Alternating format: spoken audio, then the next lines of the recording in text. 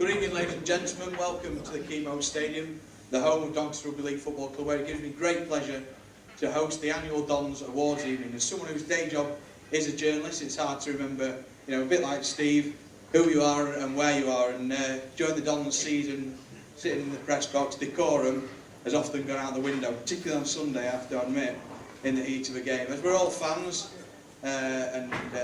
I'll sure agree, it's been a terrific season, so well done to the lads. One we'll never forget, and they made us brim with pride and float into work on a Monday morning. As I'm sure you're also aware, the club just wouldn't be where it is today if it wasn't for the team off the field. And in the background, that allows the team on the field to function the way it does. So without further ado, I'd like to welcome our chairman to the stage, Mr. John Scarrow, to say a few words.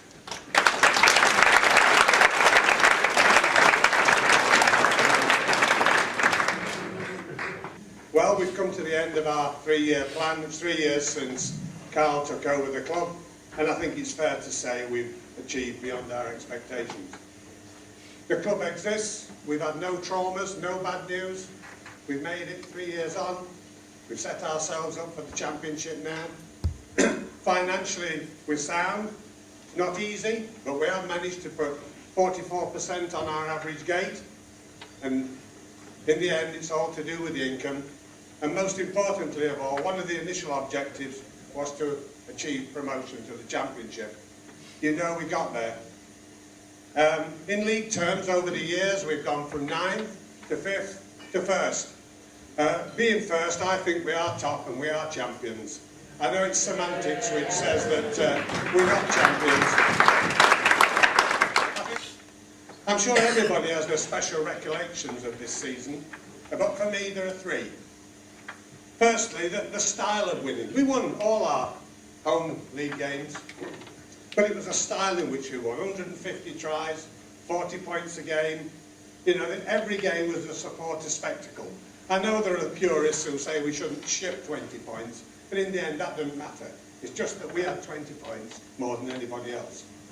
Secondly, it's obvious to me, I've never played rugby league at all, but it's obvious to me the team spirit that Tony and his coaching team have put together or engendered into the players has served us amazingly well.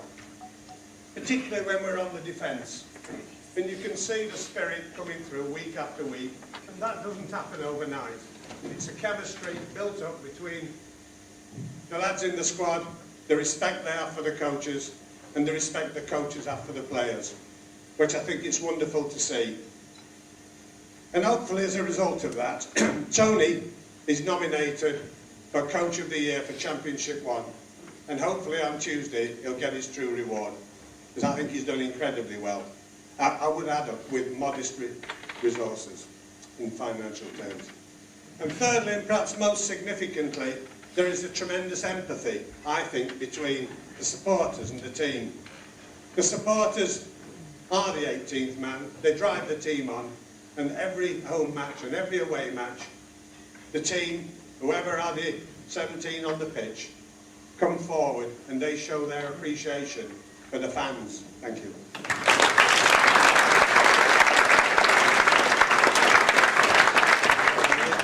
Tony, I often see you in the gym pounding away on the treadmill, keeping yourself fit. I see you pounding away, I'm thinking that treadmill hasn't gone anywhere. This season, it's been the complete opposite for the Dons. We have gone somewhere. So if you'd like to come up and say a few words, please.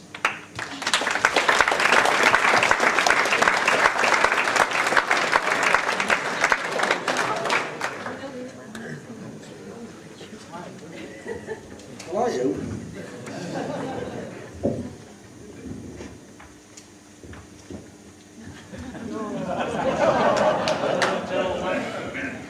Just my luck as usual to follow John.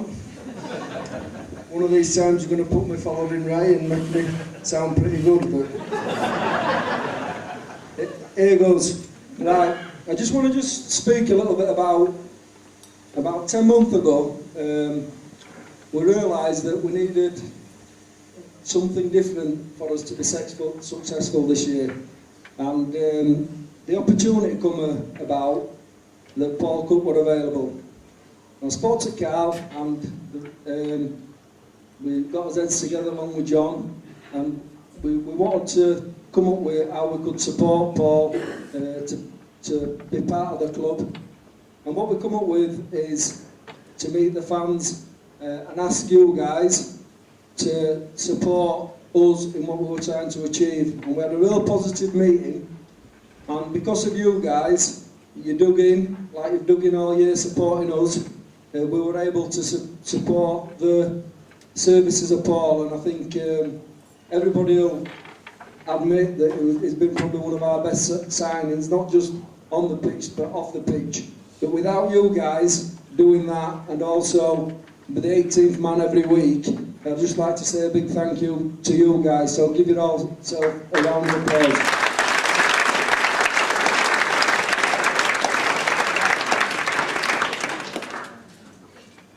This isn't going to be a long speech by no accounts. In fact, I think that's done now.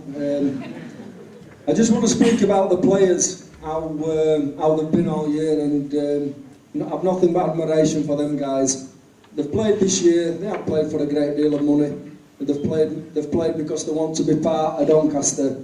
They never moan. They're a real professional set. They turn up for training every week. It's a joy to coach them, not just myself, but all the other backroom staff. We really enjoyed working with them, and I think this year they've proved just what excellent players they are.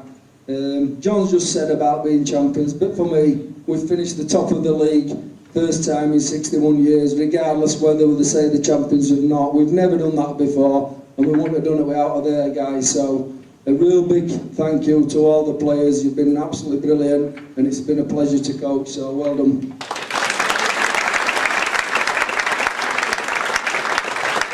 And now, after all those magnificent memories, we come to the business end, the respective awards for the players as chosen by our panel of experts. Paul Gray. To kick us off in fine fashion is the award for the top try scorer of the season. I'd like to welcome Stuart Piper to the stage.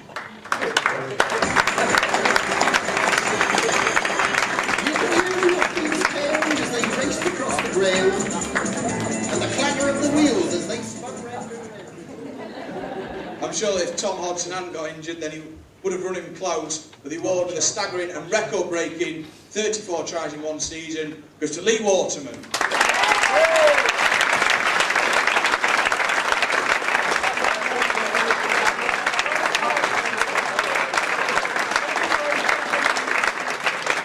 Next up is the Supporters Player of the Year award. I'd like to ask Tracy Armstrong to the stage to make the presentation. The nominees for this are as follows: Paul Cook, Lee Waterman, Mike Emmett.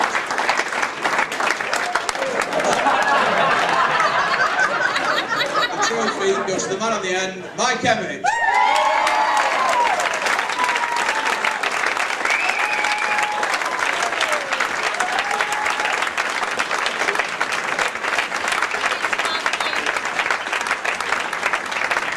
Now we move on to the Most Improved Player of the Year award. I'd like to ask Steve Scholes to the stage to make the presentation, please.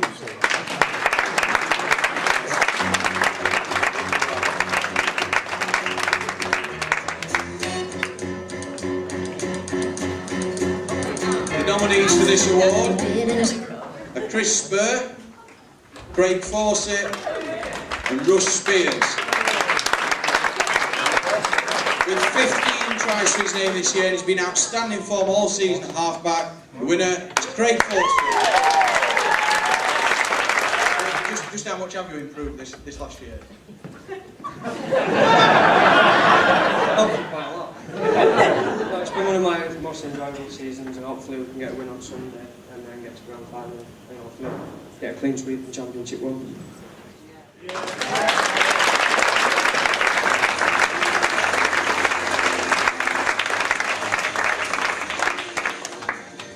Next up is the award for Young Player of the Year. I'd like to ask Steve back up to the stage, please. The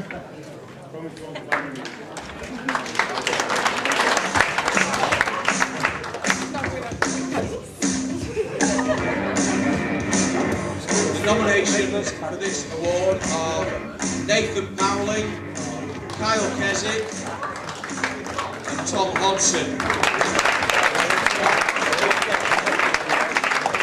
guard who's made a real impact on the side and regularly impressed. This award goes to Nathan Powley.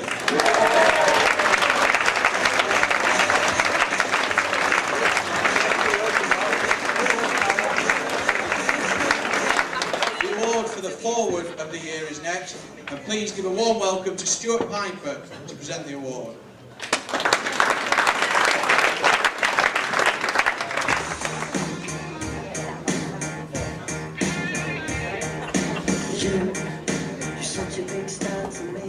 This award recognises work rate, and as a former forward myself, we most coveted among my pack peers, so I hope the recipient feels the same delight as any other forward would when his name is read out. The nominations are Mark Castle, Kyle Keswick, and Craig Robinson. The award goes to Kyle Keswick.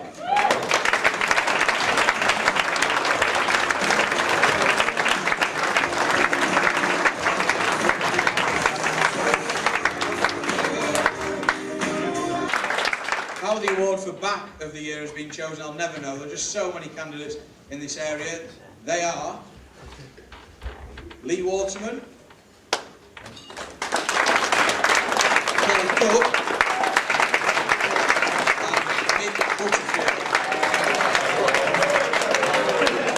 It gives me great delight to say that a man who literally stands head and shoulders above his fellow bags is Paul Cook.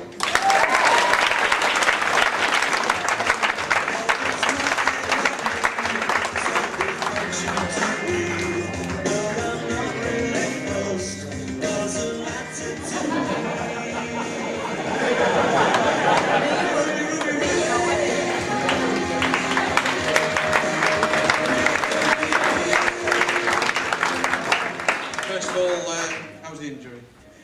Yeah, still a little bit sore at the minute. The news that it was broken was given to us Tuesday morning as opposed to Monday when there was a little bit of woman and iron as to what was really wrong. But the kneecap's broken in half and it's going to take a little bit of time to recover. Any thoughts on the season as a whole, though, overall success? Well, absolutely. I think first and foremost when I spoke to Carl in early December that the club wanted to be promoted, and that became apparent that we had to make the top four, and we obviously knew that that was a real possibility probably halfway through, and I think how far the players have come as a group. We wanted to go out there and win it and get to the top, and we felt we'd blown it up at Whitehaven, and then we get a second chance and we took it, and I think the players have come a hell of a long way in such a short space. Excellent. Thanks for your contribution, Paul.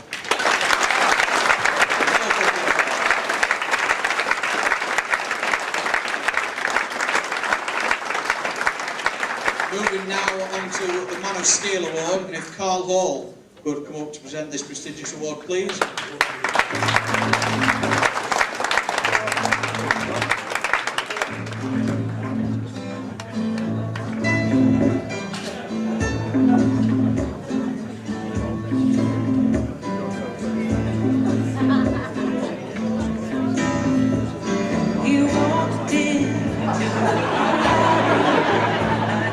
An award which will provide the winner with reason to boast to his peers that he's the hardest runner, most fearsome tackler, and so on. I'm sure our winner isn't like that though, so I'd like to ask him up to find out. The nominations are as follows: Fran Welsh, Craig Lawton, and Mike Emmett. The winner of the Man of Steel is Mike Emmett.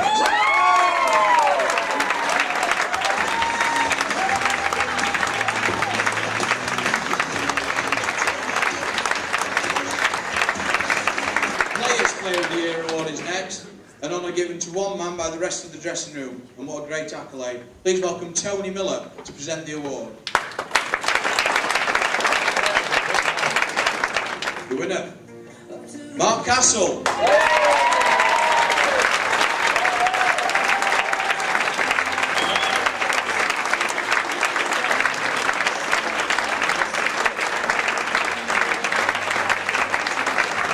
The one you've all been waiting for, the Player of the Year award. So if Carl could return to the stage, please.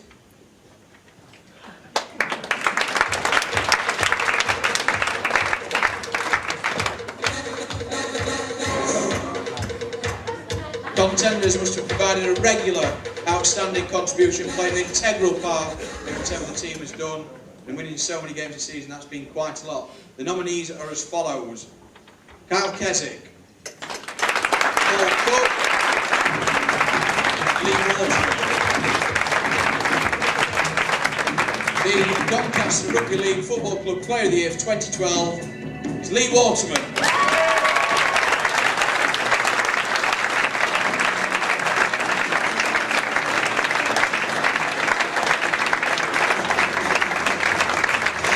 Let's have a few more rounds.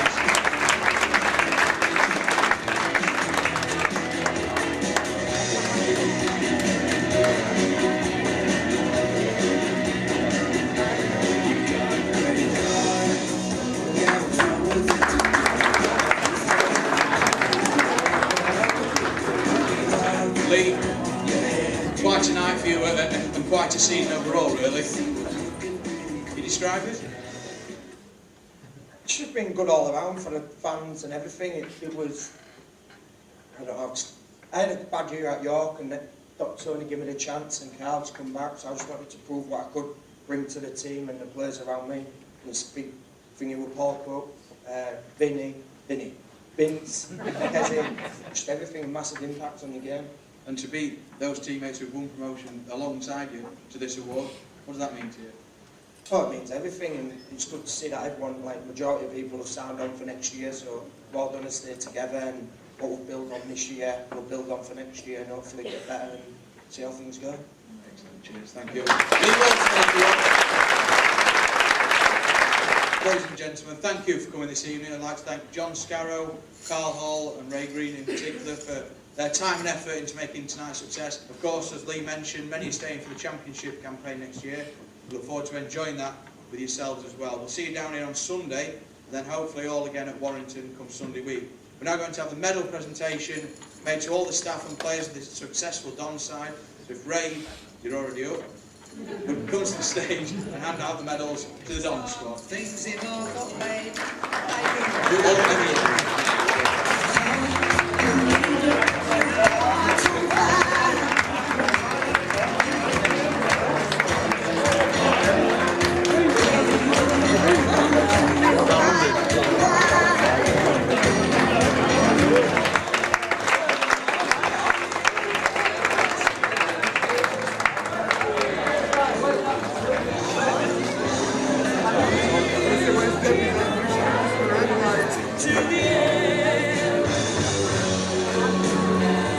Finally, the players and some of the staff who asked me to leave you with this. Should they get to the grand final and win, people might be questioning what they get up to in their spare time. Hope it's not too mentally scarring. Good night.